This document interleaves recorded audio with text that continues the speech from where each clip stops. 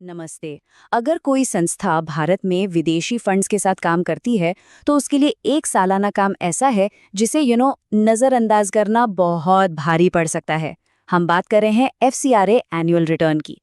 आज चलिए इसी फॉर्म FC4 को एकदम आसान भाषा में समझते हैं, इसकी हर छोटी बड़ी बात। तो आज हम क्या क्या देखने वाले हैं। सबसे पहले समझेंगे कि FCRA में दांव पर क्या लगा है। फिर देखेंगे कि ये फॉर्म FC4 आखिर है क्या भला। इसके बाद बात होगी कि इसे फाइल कौन करता है और कब तक करना होता है।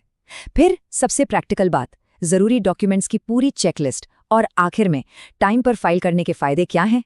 तो चलिए एक सवाल से शुरू करते हैं।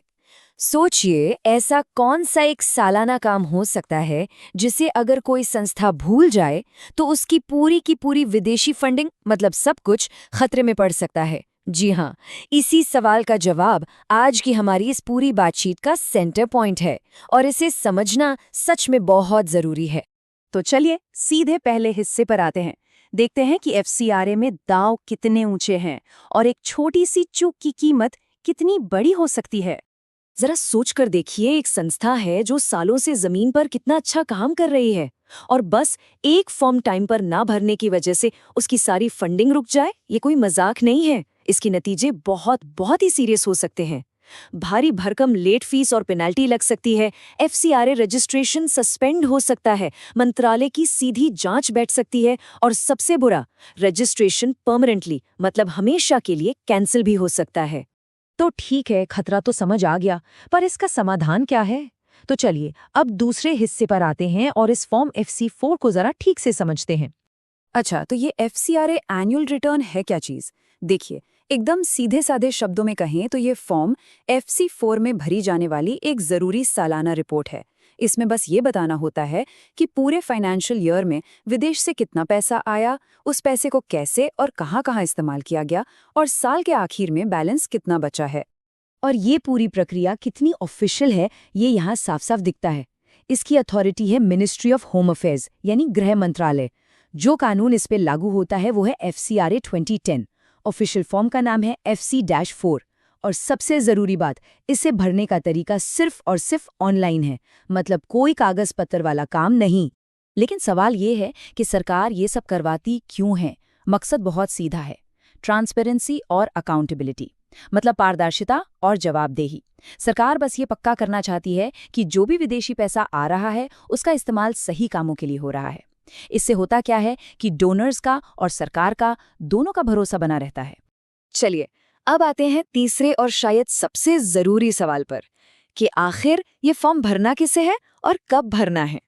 ये एक ऐसा मैंडेट है, एक ऐसा आदेश है जिसे टाला जा ही नहीं सकता। तो ये नियम लागू किस किस पर होता है, चाहे वो चैरिटेबल ट्रस्ट हों, सोसाइटीज़ हों या फिर सेक्शन 8 कंपनियां। कहने का मतलब ये है कि कोई भी संस्था जिसके पास एक एक्टिव FCRA रजिस्ट्रेशन है, उसे ये रिटर्न फाइल करना ही करना है। इसमें कोई अगर मगर नहीं, कोई छूट नहीं है। और अब उस पॉइंट पर आते हैं जहां सबसे सबसे ज्यादा गलतियां होती हैं। ध्यान से सुनिएगा। अगर विदेशी फंड मिला है तब तो फाइलिंग जरूरी है ही, ये तो सबको पता है। लेकिन अगर उस साल एक भी रुपया विदेशी फंड नहीं मिला तो तब भी फाइलिंग जरूरी है। जी हाँ, तब एक नील रिटर्न मतलब एक जीरो रिटर्न जमा करना ही पड़ता है। ये एक बहुत ही कॉमन मिस्टेक है और इसके नतीजे बहुत सीरियस हो सकते हैं। और इसकी डेडलाइन क्या है?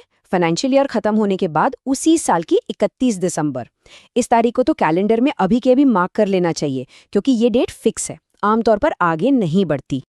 चलिए अब बात करते हैं तैयारी की, मतलब प्रैक्टिकल स्टफ की। हमारा चौथा हिस्सा है जरूरी डॉक्यूमेंट्स की चेकलिस्ट। इसे एक तरह का ब्लूप्रिंट समझ सकते हैं अपनी तैयारी के लिए। देखिए, पूरी तैयारी को हम 3 आसान स्टेप्स में बांट सकते हैं। स्टेप 1, अपने रजिस्ट्रेशन और बैंक के पेपर्स इकट्ठा कर लीजिए। स्टेप 2, सारे फाइनेंशियल रिकॉर्ड्स को एक साथ कंपाइल कीजिए। और स्टेप 3, जो भी ज़रूरी ऑडिट और सर्टिफिकेट्स हैं उन्हें तैयार रखिए। तो पहले स्टेप में क्या क्या लगेगा? आपका FCRA रजिस्ट्रेशन सर्टिफिकेट, फिर नई दिल्ली वाला जो SBI FCRA बैंक अकाउंट है उसका स्टेटमेंट, और हाँ, अगर कोई दूसरा यूटिलाइजेशन अकाउंट भी है तो उसका स्टेटमेंट भी लगेगा। अब आते हैं दूसरी स्टेप पर, यानी फाइनेंशियल रिकॉर्ड्स। इसमें चाहिए FCRA फंड्स के लिए बनाया गया receipt and payment account, income and expenditure account और बैलेंस शीट। और हाँ, सबसे ज्यादा जरूरी, हर एक डोनर की पूरी डिटेल, उनका नाम, देश, कितनी रकम मिली और किस मकसद के लिए मिली। और अब तीसरा और आखिरी स्टेप, ऑडिट से जुड़े डॉक्यूमेंट्स। इसमें एक तो चाहिए चार्टर्ड अकाउंटेंट यानी सीए का सर्टिफिकेट, वो भी सरकार के दिए हुए फॉर्मेट में। साथ ही विदेशी फंड से कौन कौन से प्रोजेक्ट्स चले, उनकी पूरी डिटेल, और इन फंड से अगर कोई संपत्ति मतलब कोई एसेट बनाया गया है तो उसकी भी जानकारी। और इन सब के बीच एक चेतावनी है जो सबसे जरूरी है कि दिए गए आंकड़े बैंक स्टेटमेंट और खातों से बिल्कुल एक एक पैसे तक मैच होनी चाहिए। 1 रुपए का भी फर्क पूरी फाइलिंग पर सवाल उठा सकता है और जांच का कारण बन सकता है। यहाँ पर एक्यूरेसी मतलब सटीकता ही सब कुछ है। तो अब तक हमने जोखिम और पूरी प्रोसेस को समझ लिया। अब चलिए सिक्के का दूसरा पहलू देखते हैं, हमारा 5वां और आखिरी हिस्सा, कंप्लायंस यानी नियमों को मानने के फायदे, जो सिर्फ एक कानूनी जिम्मेदारी से कहीं बढ़कर है। देखिए, टाइम पर फाइलिंग करना सिर्फ कानूनी झंझटों से बचना नहीं है, इससे एफसीआरए रजिस्ट्रेशन एक्टिव रहता है और अच्छी कंडीशन में रहता है। लेट फीस और सरकारी नोटिस से बचे रहते हैं। यह संस्था में ट्रांसपेरेंसी लाता है, जिससे डोनर्स का भरोसा मजबूत होता है। और एक बात हमेशा याद रखनी चाहिए, भविष्य में कोई भी विदेशी फंडिंग लेने के लिए ये पहली और सबसे जरूरी शर्त है।